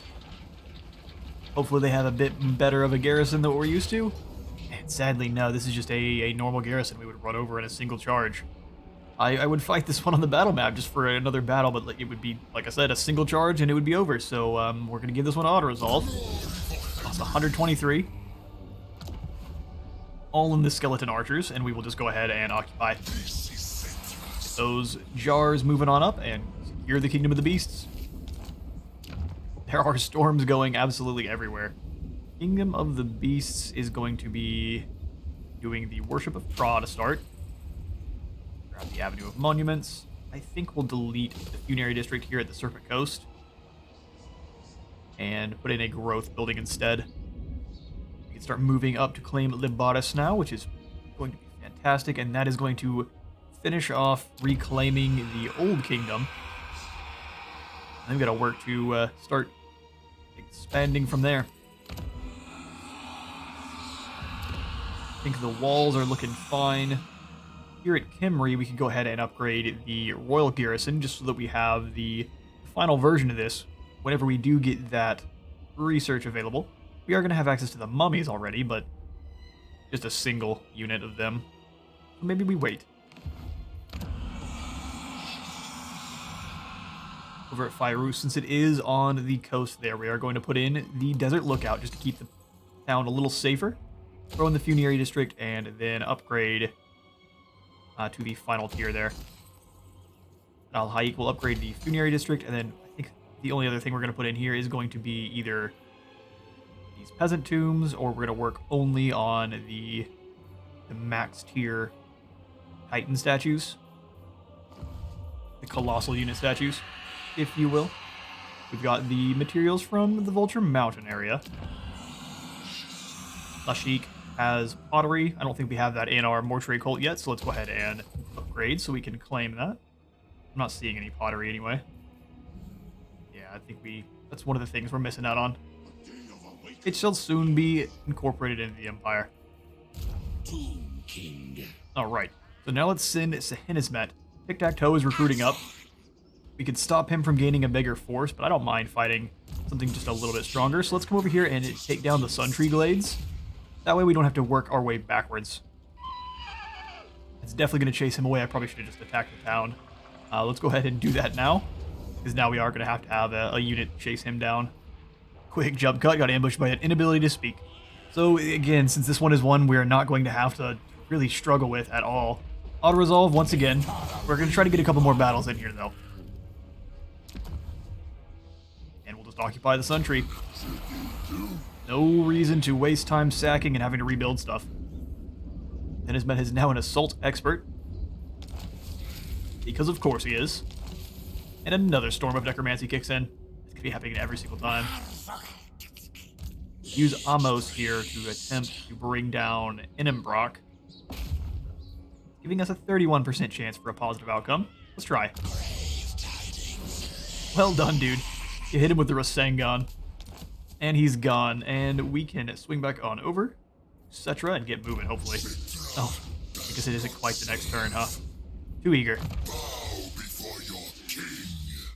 Alright. So then, for our dearest Settra, I think our next skill point is either going to go into Earthing or Sekhmet, so we have even more options for our toolbox. We only have 2 more skills, so it's either going to be Earthing and Arcane Conduit, or a single point into Sekhmet and then Arcane Conduit. Ancient Tyrant gives us more income from sacking and less. That's pretty strong, but control doesn't really... Like, negative control for the enemy doesn't really affect them all that much. Raw's Incantation of Righteous Smiting gives it for missile units. Yeah, let's go for Sockmets. Love a nice toolbox going. We haven't really blown up all that much, so hopefully we can continue to keep that the trend. For Nekaph, we will make him a mentor. And Jonza, we will go ahead and upgrade the Faw's Protection. Our replenishment's pretty good. We can upgrade that here in a moment, but troops are going to be full. Maxed out, no problem. I would kind of like to get in here and upgrade our Necrosphinx. We could either go for some Ancient Artisan Weapons, although he already has Magical. I was very interested in the Charnel Valley Obsidian, giving them 10 award save and 20 extra armor. Having a Tomb Swarm that at 50%, it seems alright, but they're never in a position that I can take a whole lot of use of it, and they tend to just die right away. So let's go for the Charnel Valley Obsidian and upgrade our Necrosphinx here. Perfect. And then what was the ones we can get for Joss Scorn? Explosive Magics, giving an augment more explosive damage. I mean, I feel like I would be disrespectful to not get this. Yeah. Extra boom booms. Sounds good to me. We'll leave Settra here. We've spent a good deal of our jars. We've got to start gathering them up again. Got 3 more turns till we can recruit up another army. That's going to be very exciting. Over here at Casa Bar, I do believe we want a Spice Bazaar, getting our income up even higher than 15k. Then lastly, we will have King Nekaph. Can we reach Krogan? Probably a good idea to take Krogan down and in turn smack the Death Gorge. So let's eliminate this army. And we can have ourselves a battle against Khorne. Beautiful. It's going to give us a decisive victory. Fair enough. We're still going to fight it out on the map. Okay, so we have lots of choke points. We can funnel all these heavily armored lads through and pepper them with arrows from the sky and from the sides. This should be a smacking. Let's get it. It is time for our desert cavalry to be tested in combat against the heavily armored and heavily elite forces of Khorne. Luckily, it's a smaller army, but it is still one with quite a few threats. The Hellforged host are a glass cannon unit that take no prisoners. They've got plenty of Chosen. Kulzar there, and then several other Chosen that have not been named. Marauders are just some chaff units they have, and then they have a couple of their chariots remaining. This one's taking some blasts from afar, since we do have plenty of horse archers ready to harry them. The overall strategy being I've got all of my horse archers off to one side, and all of the chariots with Nekaph and his cavalry off to the other, with the sepulchral stalkers acting as a stop break for anyone who wants to try anything funny with their chariots.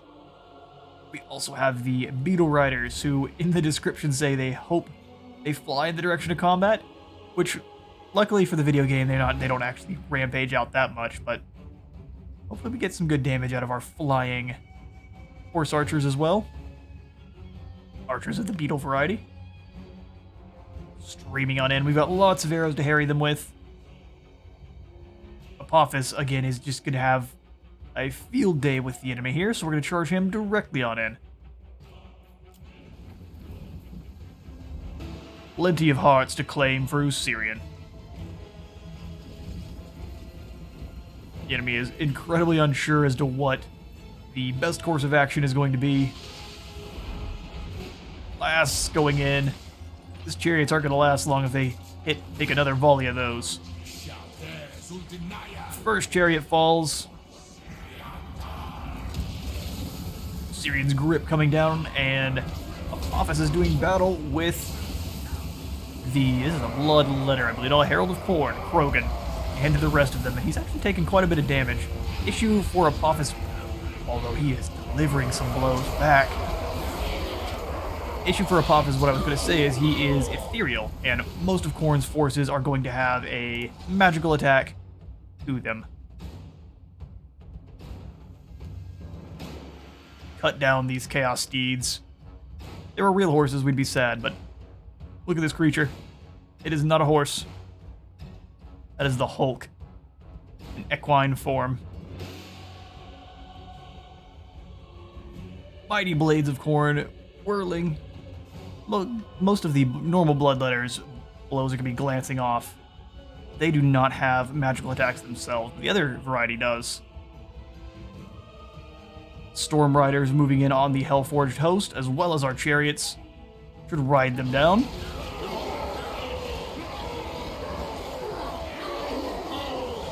No survivors.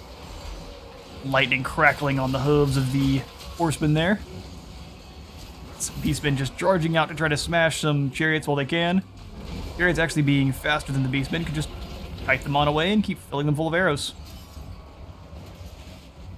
Another beautiful charge lighting on up. We have the mobility where if we have a couple units of infantry at this point in time, we can kind of lock them down and smash right on through, especially since Settra's Hawk Legion is using that wedge to drive deep in enemy lines there, keep them disrupted. Put it back at a normal speed and smash in.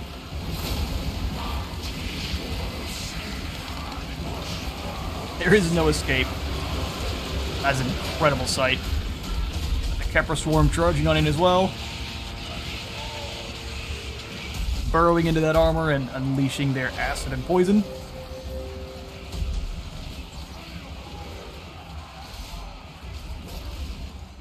Office actually took an absolute wall up there, so we had to pull him away from the fight. All the cavalry finished things off. Absolutely no one's displeasure. Surrounded by a mass of cavalry. Normally these warriors would fight very well, but that is it's a lot of horses and blades to deal with.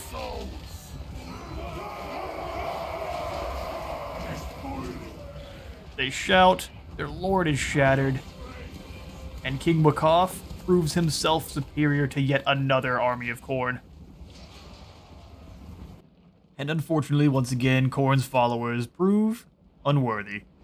Although they nearly took out Prince Apophis with their magical attacks and high melee attack, he got smacked a couple times good there, but we were able to get him out of combat. But we packed 11 of them into jars, lost 38 of our own, and I think we will go ahead and... well, we may just go for more jars. The gold is nice, but more jars seems to be the way. Khorne has been defeated. We're getting to Dragon Helm from the enemy. Can we do anything to keep us from taking attrition? I guess the answer is we don't take attrition anymore, so... Perfect. Khorne Corruption's been knocked down enough where we're not taking attrition. Must have been the defeat of Khorne. Let's see if we can take down Asafar now. We also have a quest to do so.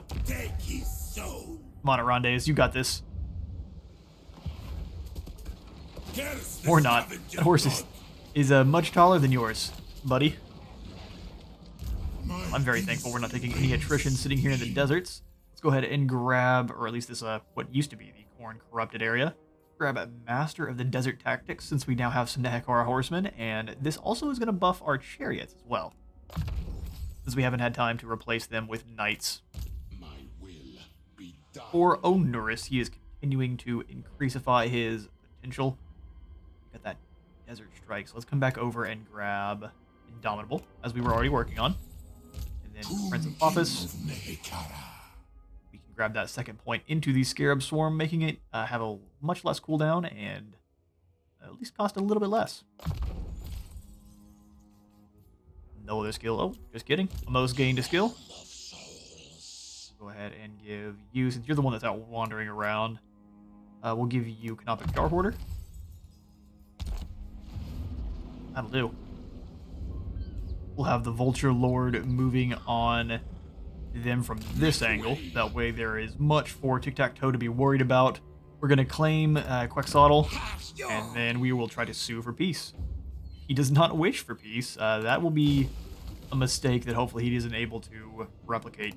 Chuck in the lumber camp there, and then I do think we need some more cavalry buildings. So over here in Al Hayat, we will throw in one of these cavalry buildings once we have a little bit more gold. We are down to about 0. It cools now. The goddess wills. Still make all of the deals with her. Jakot Tansoy! Aqua is still interested in having a peace treaty, so I think if we crush Tic-Tac-Toe, it'll only go up. And for our final turn for this chapter, we are going to grab Prince Arandes and attempt once again to wound Asavar, or assassinate him rather. That's a really low chance, but Curse them! here's hoping. I have failed, Father. You absolutely have, brother. We will give you Specialist, so at least next time you fail, it's a little cheaper. And then we'll grab King Wakaff's army here. And it's time to bring down Death Gorge. I'm tired of them having access to a dark fortress. Challenge me! Being able to recruit Chosen right off the bat is starting to weigh on us. Perfect. Actually, I'm just making sure that we haven't accidentally removed one of his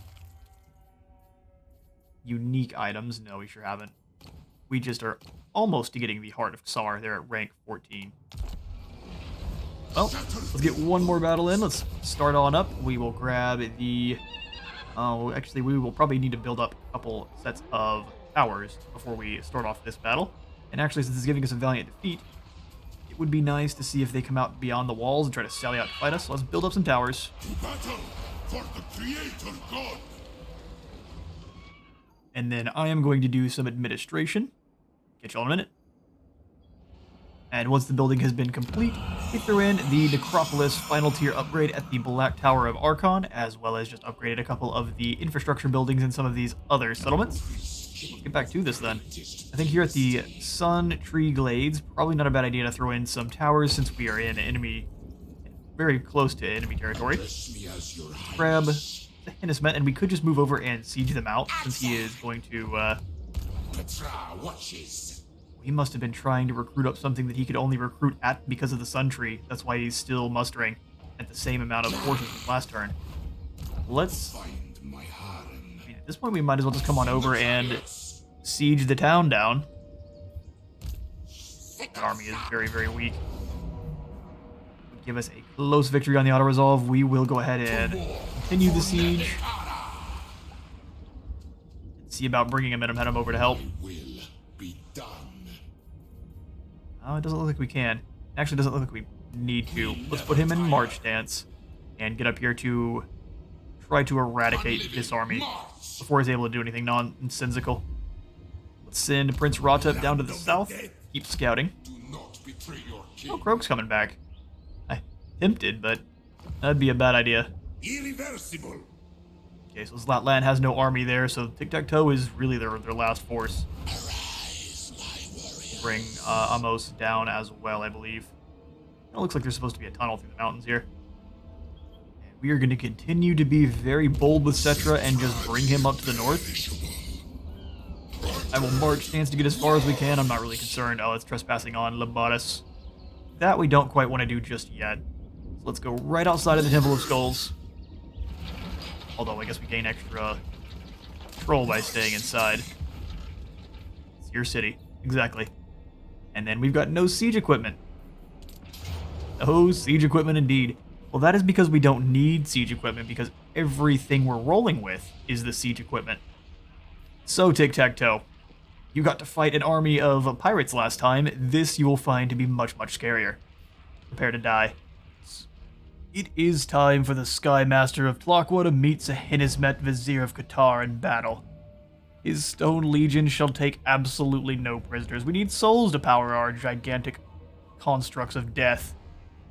Let's take a look at the overall battle plan. I have pretty much just everyone in one big group. Plan was to use all of our big colossi that count as wall breakers to just smash down sections of the wall, and then fire our Ushabti Great Bow through and just stream through with the rest of our troops. Let's let it commence. The colossal stone tide charges forward under heavy barrage. We shall send some back, though. Shot firing in. Actually impacting one of the lads there before exploding harmlessly into the background. Decided pretty quickly we don't want to use him to be firing on Tic-Tac-Toe. Shall be waddling through the explosions.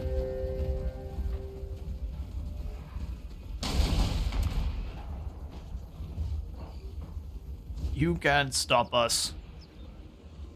Got these sepulchral stalkers moving around to the side to go chew on those gates, tear them down, and see if we can't capture some points.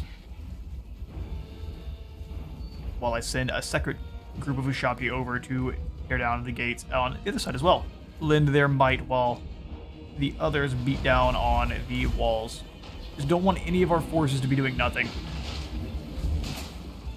Ushabti have their work cut out for them. I wanted to get rid of the towers, so that is what they are doing. They shall not be bombarding me with sun blasts anymore.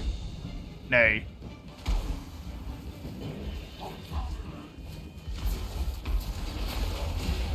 Get to work, said his men. Start punching down that wall. It's not going to be a fast process, but they will get through it eventually. The Ushabti keep focusing down on the next tower. They actually are quite good at ripping down enemy defensive towers, so if you need them to stop firing on you for any reason, use those Ushabti. A shot going out.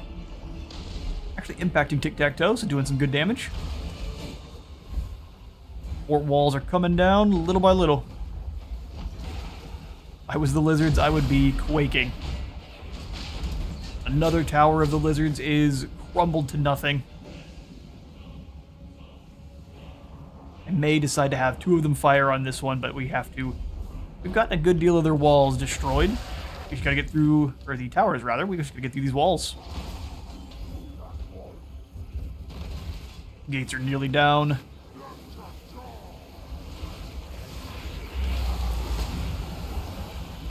First set of walls has not fallen, but we do have a Skull Storm going out. Fairly decent damage on these Saurus there. Fortunately didn't curve around the corner there and get some more damage for us, but a bit to a single unit of work.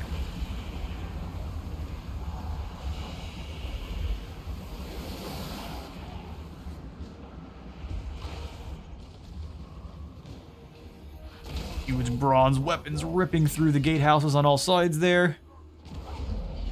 Gatehouse on the front is open. Several sections of wall fall at the same time. What's the plan now, Saurus? I guess the plan is to get punched. Punched right out of existence. The gates are open. The Ushabti have not been given the attack order yet. We want to make sure we know exactly what the enemy is planning. All of them seem to be kind of rotating over here to assist with fighting Settra. So, we can get some good magic for artillery blasts from our many great bows. Get some good damage in.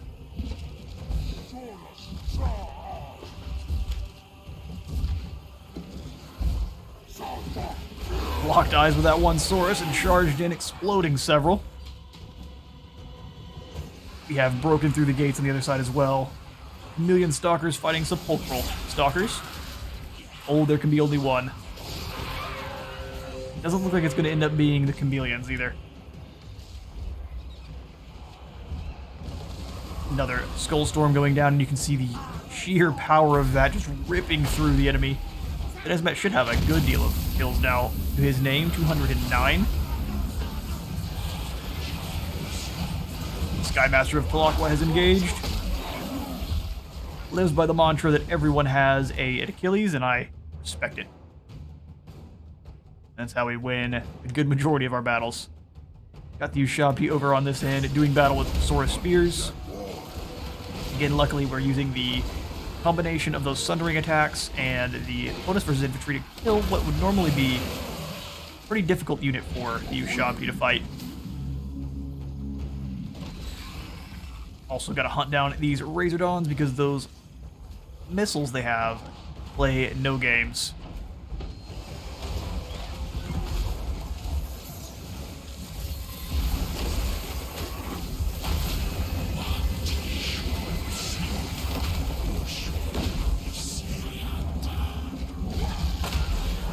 He's dodging a lot of attacks for what he's fighting against. He's able to hold his own quite well.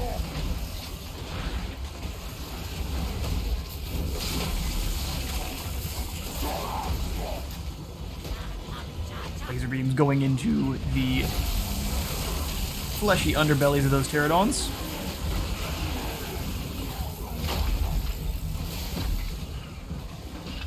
awesome combat animations from our gigantic colossal units. Keeps hitting with the laser beams. Love to see it.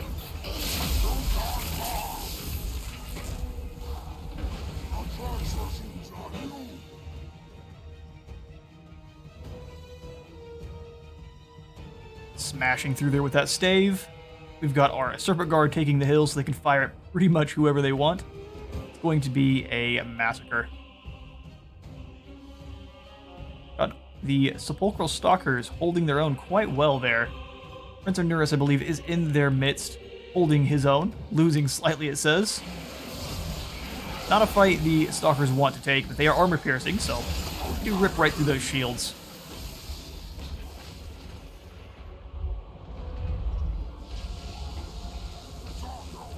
Continuing to purify these lizards with holy light. And his men is bullying a gigantic salamander. They're a hateful unit, as if you don't shut them down, they do all of the damage back to you. Several Saurus being sacrificed simultaneously. It'd be cool if they made that animation slice them in twain. It definitely looks like it should. And the old Obi-Wan treatment. Cut through those Saurus-like vines, while the rest of our Ushabti Great Bow charge on in through the main part of the city. We aren't going to let them come to us. This is a purge of the lizards.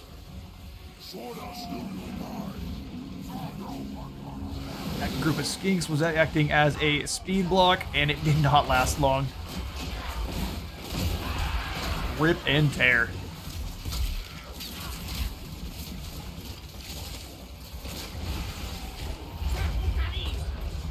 Ushabti have taken some hits from those Razordons, though.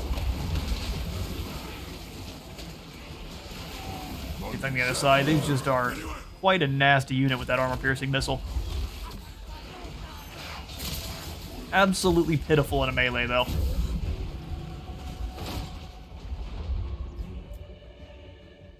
Got our Hyro Titan waddling into a fight with some Saurus spears. And we just have to finish off a couple of these last units they had kind of waiting back in the back. These poor Blood Art skinks. They know not what approaches them.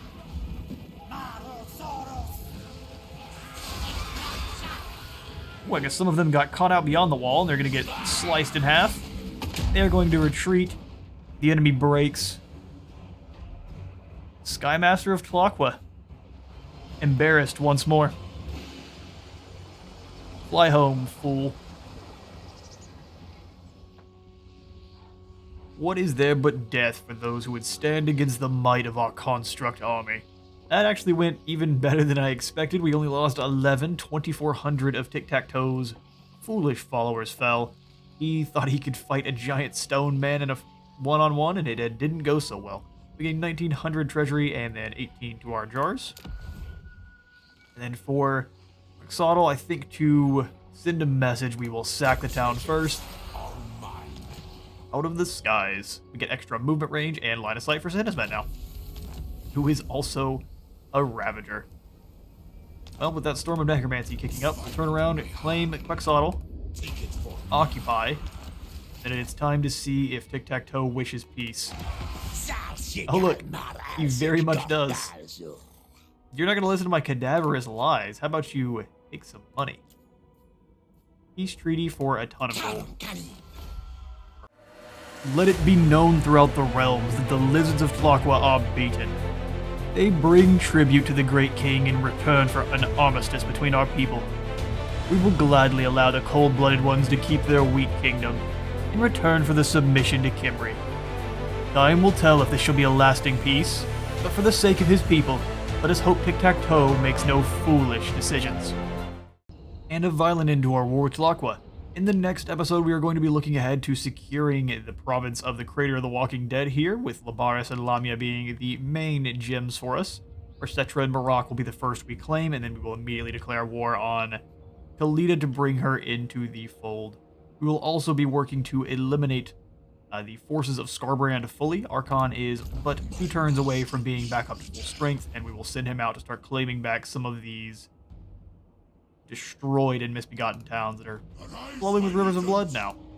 Nekaph will also be destroying the Death Gorge and hopefully securing, or at least cutting the head off of the snake so they don't have any ability to recruit up elite forces anymore, or really any income at all. So we shall be finishing off Skarbrand and the combined might of Lamia and the last defenders in the next one. But it is time for Settra to take back to his advisor chamber. Hope you all enjoyed part 10 of our Settra campaign. Any advice, tactics, unit names, or otherwise, take to the comments and let's start a discussion. I'm out of time for today. I have been Space Wizard Total War. Remember to leave a like for the like god and a sub for the sub throat, and I will see you all in the next one.